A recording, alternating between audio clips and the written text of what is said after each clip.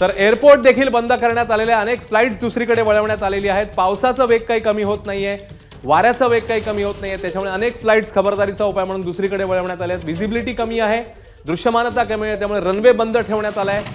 पाऊस, वादळी वारे यामुळे मुंबई विमानतळ रनवे हा बंद करण्यात आलाय। ठिकठिकाणी पावसामुळे अनेक ठिकाणी जनजीवन जे ते विस्कळीत झालेलं आहे। मग विमानतळ असेल, रस्ते वाहतूक असेल, अनेक ठिकाणी आपण बघतोय कशा प्रकारे जोरदार वारा वाहतोय।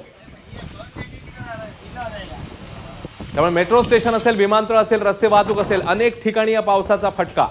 पाऊस आहे, वादळी वारा आहे आणि हा पाऊस फक्त विशिष्ट ठिकाणी नाहीये, तर मुंबई आणि परिसरात अनेक ठिकाणी पावसाने हजेरी लावली आहे। त्यामुळे रस्ते वाहतूक असेल, मेट्रो वाहतूक असेल, विमान वाहतूक असेल, सगळीकडेच त्याचा फटका बघायला मिळतोय। नवी मुंबईत देखील वादळी वाऱ्यासह जोरात पाऊस आहे। मुंबई विमानतळ परिसरातली दृश्य आपण बघताय, अनेक फ्लाइट्स दुसरीकडे वळवण्यात आल्या आहेत, कारण साहजिकच दृश्यमानता कमी आहे, सोसाट्याचा वारा आहे आणि त्याच्यामुळे खबरदारीचा उपाय म्हणून काही फ्लाइट्स दुसरीकडे वळवण्यात आल्या आहेत, तर रनवे बंद ठेवण्यात आलेला आहे।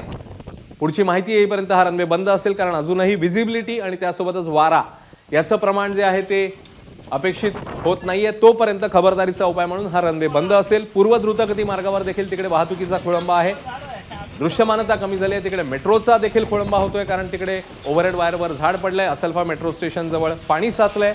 त्यामुळे एका पावसाने, एका तासातल्या पावसाने ही सगळी स्थिती मुंबईकरांची केलेली आहे। एबीपी माझा, उघडा डोळे बघा नीट।